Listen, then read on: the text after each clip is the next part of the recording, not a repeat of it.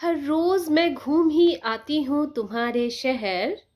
हर रोज मैं घूम ही आती हूँ तुम्हारे शहर। मेरी यादों के रास्ते ये फासले नहीं आते। ये मेरी ही छोटी सी कविता है, लेकिन अ, फासले तो आ गए हमारे और आपके बीच, क्योंकि मैं बहुत दिनों बाद आपसे रूबरू हो रही हूँ। तो सबसे पहले तो मैं मौसमी चंद्रा साहित्य प्रवासी में आपका स्वागत करती हूँ और आप सबों से माफ़ी मांगती हूँ इस चीज़ के लिए, क्योंकि इधर मैंने काफ़ी मतलब देरी की आपसे मिलने में। तो कान पकड़ के सॉरी पहले। और ये मैं रीज़न बता देती हूँ तो आप खुश हो जाएंगे और आप मुझे माफ़ कर देंगे खुले दिल से। क्योंकि मैं अभी अपने किताब की तैयारी कर रही थी। मेरी एक कविता संग्रह प्रकाशित होने वाली है बहुत जल्द प्रकाशित क्या होने वाली है, वो छपने चली गई है, जैसा मैंने आपको अपने पिछले एपिसोड में उसके बारे में बताया था। और इस कविता संग्रह का नाम है एक और अमृता। उस किताब को लेकर मैं जल्द ही आऊँगी आपके पास, आपको दिखाऊंगी, उससे आपको अच्छी अच्छी कविताएं सुनाऊंगी अपनी लिखी हुई, और मोहब्बत मांगूंगी उस किताब के लिए। लेकिन उससे पहले मैं जो काम करने आती हूँ हमेशा कहानियाँ सुनाने, तो कहानी लेकर आई हूँ, लेकिन अपनी कहानी नहीं लेके आई हूँ। मैंने इस बार एक नया शुरू किया है, इस बार इसमें सेगमेंट। मैं चाहती हूँ कि मैं हमेशा अपनी कहानियाँ सुनाती हूँ, लेकिन अगर आप चाहते हैं कि मैं आपकी कहानियाँ सुनाऊं इस चैनल पर, प्रवासी संदेश के इस साहित्य प्रवासी के यूट्यूब चैनल पर, तो आप मुझे अपनी कहानियाँ भेजिए। कविताएं भी भेज सकते हैं, मैं उसे भी यहाँ पे सुनाऊंगी। जैसे कि आज मुझे रमेश कुमार संतोष जी ने अपनी एक लघु कथा भेजी है, तो मैं पहले चाहती हूँ कि मैं उसे सुनाऊँ आपको। ठीक है, तो इस लघु कथा का शीर्षक है बेटी का दर्द। शुरू करती हूँ। जब से डॉक्टरों ने केस को दूसरे शहर के बड़े अस्पताल में दिखाने के लिए कहा है, तब से उनके भीतर डर सा बैठ गया है। कुछ भी अच्छा नहीं लग रहा है। घर में जो भी नकदी थी वो लेकर पत्नी के साथ दूसरे शहर के अस्पताल में पहुंच गए। यहाँ उनकी बेटी को दाखिल किया गया। उनकी बेटी बीमार थी, और जाहिर है जब बेटी बीमार होती है, अपनी संतान बीमार होती है, तो माँ पापा जो भी है हमारे इसी तरह परेशान हो जाते हैं। डॉक्टर संतोषजनक उत्तर नहीं दे पा रहे थे और ना ही मिलने दिया जा रहा था उन्हें बेटी से। लड़की के पति के अतिरिक्त उसके सास ससुर भी आए हुए थे। सब बाहर बैठे हुए थे। वह हंसने का प्रयत्न करते, परंतु भीतर की बेचैनी टिकने नहीं दे रही थी। वह कभी ऊपर जाते, कभी नीचे, कभी बाहर, कभी बरामदे में, कहीं भी मन नहीं लग रहा था। यही होता है जब हम परेशान होते हैं ना, तो कहीं भी हम रहते हैं, अंदर से अगर उदासी है तो वो उदासी दिखने लगती है, हमारा मन कहीं नहीं लगता।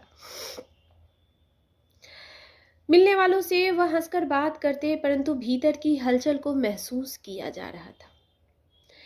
कितनी बोतलें खून की, ग्लूकोज की कोई गिनती नहीं थी। इंजेक्शन पर इंजेक्शन लगाए जा रहे थे। यह सिलसिला कितने दिन चलता रहा। कभी रात को घर लौट आते, कभी वह वहीं रुक जाते। किसी के घर से अगर कोई बीमार होता है ना, तो ऐसा ही होता है। आखिर एक दिन डॉक्टरों ने ऑपरेशन करने का फैसला कर लिया। साथ भी यह कह दिया कि हम अपनी ओर से प्रयास करेंगे कि सब ठीक ठाक हो जाए। उस रात वह सो नहीं पाए थे।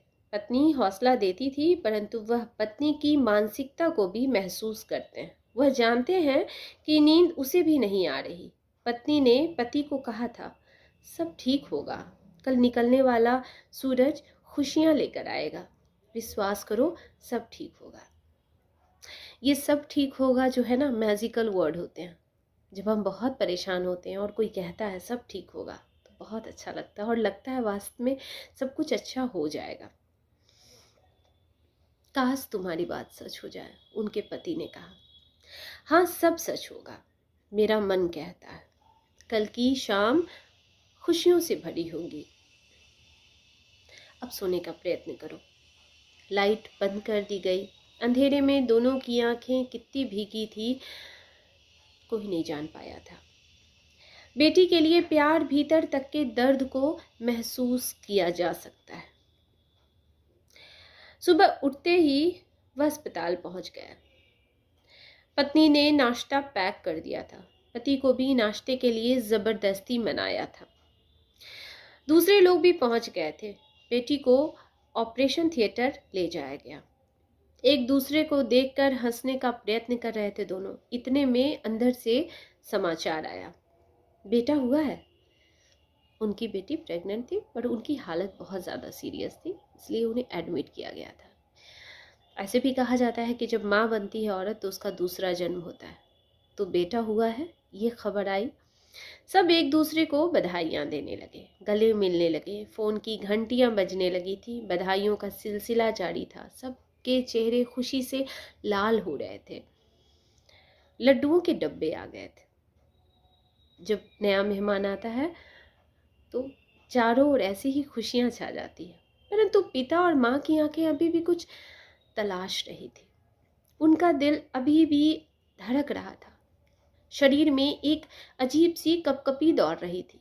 उनके कान बेटी के ठीक होने के समाचार सुनने को बेचैन थे। तभी एक और बेटे होने का समाचार आया। सब खुशी से नाचने लगे। दादा दादी को बधाइयों का सिलसिला जारी था। यानी जुड़वा बच्चे थे, एक बेटा। और जैसे उन्होंने सुना कि दूसरा भी बेटा हुआ है तो और ज़्यादा खुशी हुआ। उन दोनों के चेहरे अभी भी कुछ तलाश रहे थे। वह हिम्मत करके अंदर गए। ऑपरेशन थिएटर से बाहर निकल रही नर्स से बेटी की माँ ने पूछा, आप उसके पिता है ना? जी। तभी, हाँ अभी होश में नहीं है परंतु खतरे से बाहर है। उन्होंने दोनों हाथ जोड़कर शुक्रिया अदा किया, फिर ऊपर देखते हुए परमात्मा का शुक्रिया कहा। कोई घबराने की बात तो नहीं है ना? सब ठीक होगा, चिंता मत कीजिए। पूरे 1 घंटे के पश्चात जब डॉक्टर के माध्यम से समाचार आया कि माँ और बच्चे दोनों खतरे से बाहर हैं तो उनका चेहरा खुशी से लाल हो गया। आंखों में आंसू आ गए। दोनों की टांगें खुशी से कांप रही थी। कांपती आवाज में पत्नी को बाहों में भरकर कहा, नानी को बधाइयाँ, तुम नानी बन गई। आप भी तो नाना बन गए। हाँ मैं भी नाना बन गया। ये कहानी है रमेश कुमार संतोष जी की, जो अमृतसर में रहते हैं। छोटी सी लघु कथा है, लेकिन लघु कथा का मतलब इस लघु कथा का तात्पर्य ये है कि इन दोनों जो माँ पापा थे उसके लड़की के, तो उनको तब तक वो खुशी नहीं हुई अपने नाना नानी बनने की जब तक उन्होंने ये नहीं सुन लिया कि उनकी बेटी कैसी है। तो माता पिता ऐसे ही होते हैं।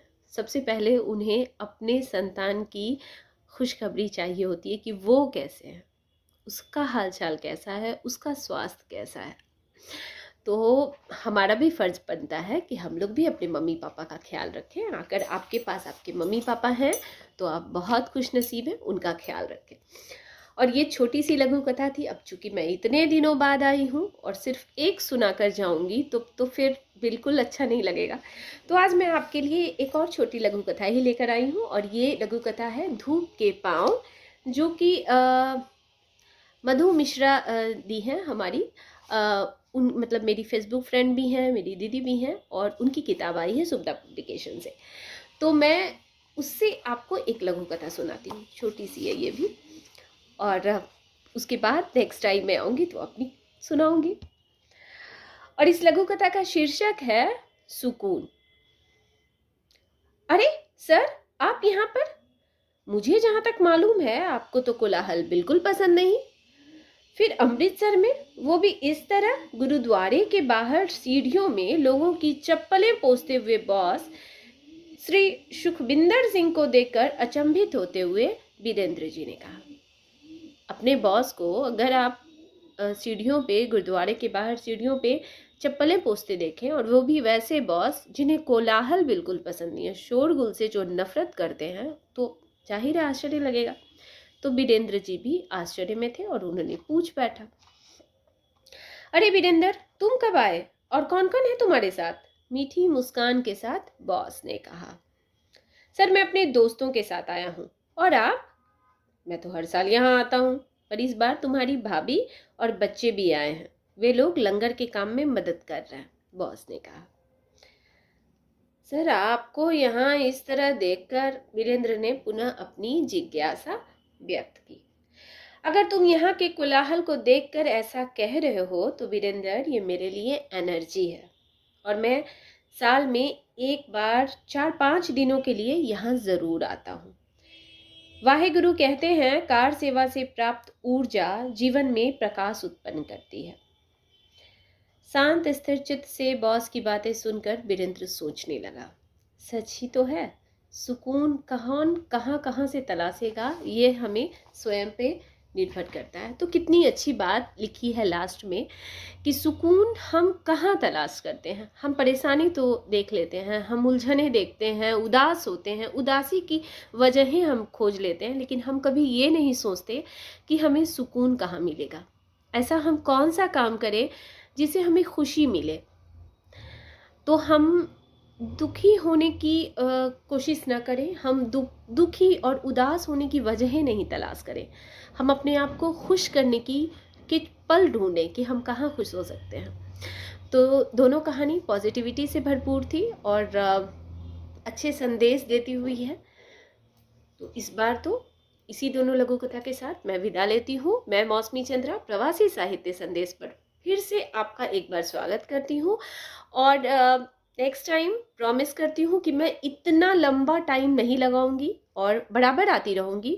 वीक में मैं कम से कम मिनिमम 3 बार तो आपसे मिलूंगी हर बार, और छोटी छोटी कविताएं भी मेरी आती रहेगी। तब तक आपका दिन शुभ हो, आप अपना ख्याल रखें और इंतज़ार करें मेरे अगले वीडियो का। नमस्कार।